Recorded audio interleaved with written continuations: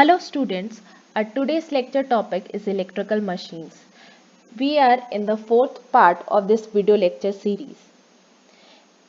In this video lecture, we will cover the speed control of DC motors and we will discuss the application of DC motor and the application of DC generator.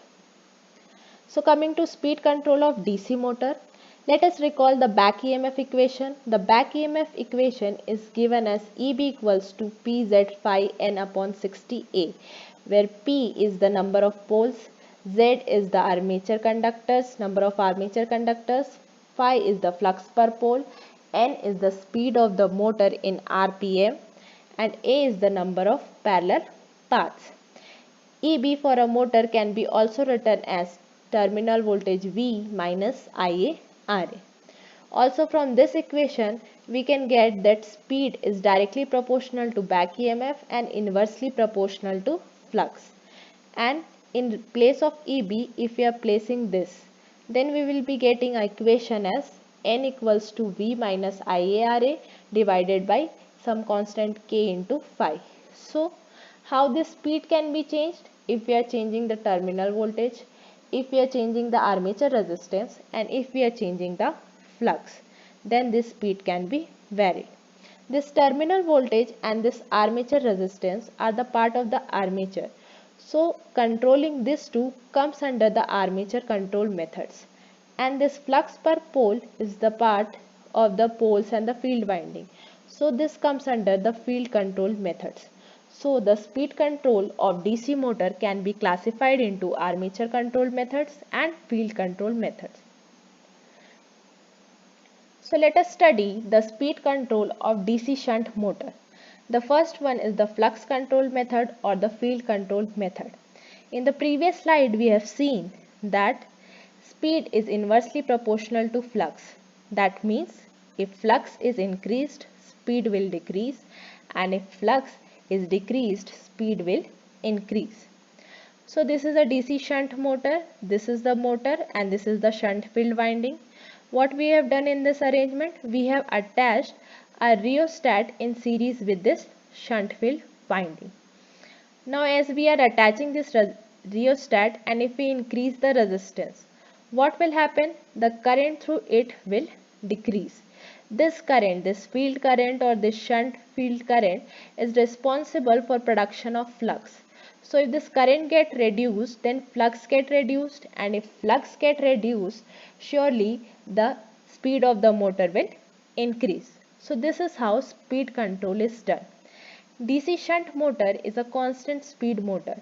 So we cannot increase the speed after a certain level. Now coming to armature control method. In this what we have done, we have attached a rheostat in series with this motor. Now we know that speed is directly proportional to the back EMF and back EMF is equals to terminal voltage minus Ia into Ra. In this arrangement, the terminal voltage is fixed. The armature resistance is fixed. What we are changing? We are changing Ia. How? If resistance will increase, Ia will decrease. And if Ia will decrease, speed of the motor will decrease. Because voltage and armature resistance are constant. These two methods, the flux control method and armature control method, used for speed control of DC shunt motor, can also be used in similar manner for speed control of separately excited DC motor. Now coming to the third type, that is voltage control method. It again has two types, multiple voltage control and Ward-Leonard control. In multiple voltage control, what we are doing, the shunt field is given a fixed voltage, but the armature is given supplied with some different voltages. And if the voltage across the armature is changed, then the speed will change because speed is directly proportional to the voltage across armature. Now coming to Ward-Leonard system. This is the arrangement of the Ward-Leonard system. This is a very famous system. Here we have motor M2 whose speed we are going to control. This is motor M1. This is generator. So these two motors are DC motors, and this generator can be AC generator or DC generator. What is happening? This generator will take mechanical input. So it is coupled with this motor. It will take mechanical input from this motor M1, and this generator will provide electrical output to this motor M2. As this has variable field, it can provide variable voltage to the armature of this motor M2. So if the armature voltage of this motor M2 is varied, then speed can be varied, as speed is directly proportional to it. So you can pause the video and relearn this, see this diagram. For this motor the field is constant, for this generator there is variable field, and for this motor there is constant field. So this motor is giving mechanical power to this generator is supplying to the armature of this motor, and the speed control for this motor M2 is been done. Now coming to speed control of DC series motor. So first we'll be discussing the flux control method or the field control method. So this is the first type in this. This is the field diverter method. This is the DC series motor. This is the series field connected in series with this armature. What we have done? We have connected a diverter in parallel with this series field. What will happen? The current through this series field will reduce because some amount of current will pass through the diverter. If flux get reduced, then speed will get increased. So speed control for DC series motor can be done by this method of field diverter. The next is armature diverter. Here a diverter is placed across this armature. Diverter is basically a rheostat, means we can increase or decrease the resistance with help of this rheostat. What will happen? The current in a series DC motor, the series current is same as the armature current, but if we are making such arrangement, then armature current is different than the series field winding current.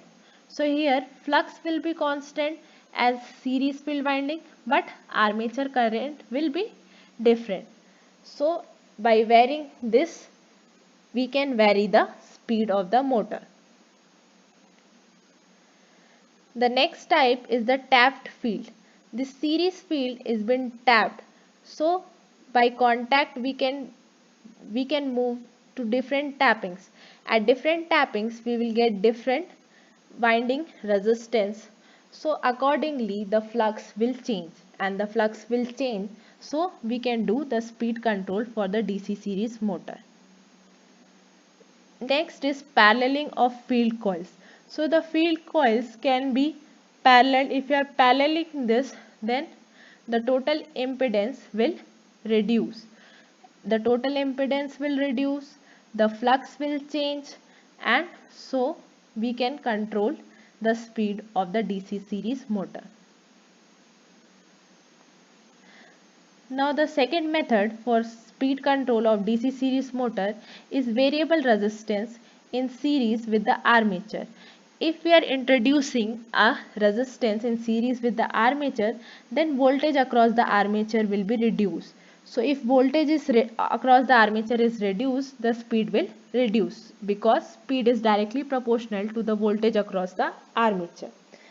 The next method for speed control of DC series motor is series parallel control. This system is used in electric traction. Traction is railways.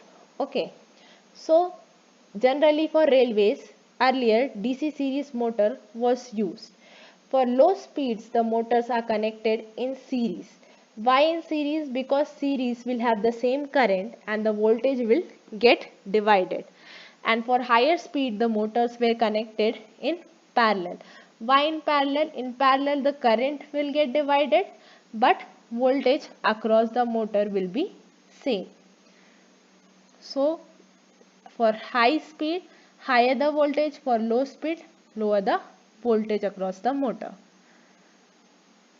Now coming to application of DC motors.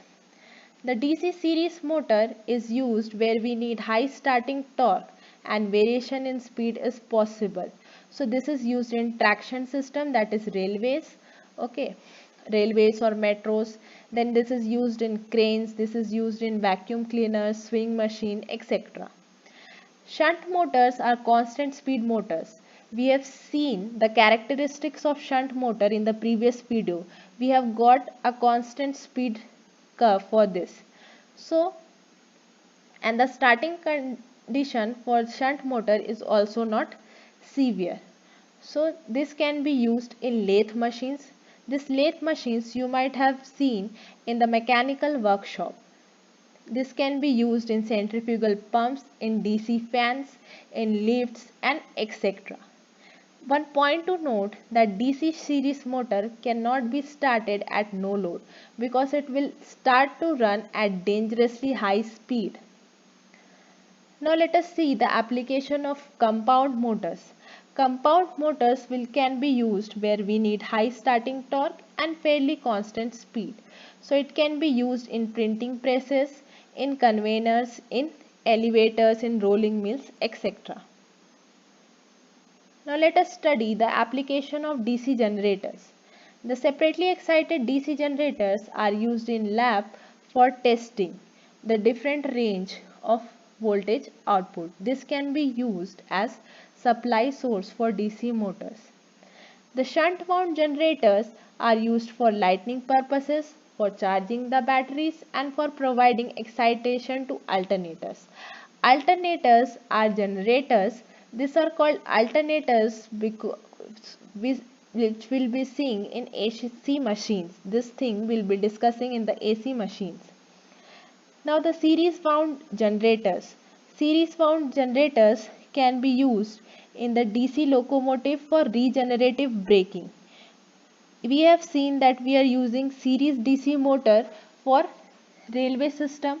Now in that railway system we can use DC series wound generator for braking purposes in order to apply brake, in order to stop that locomotive.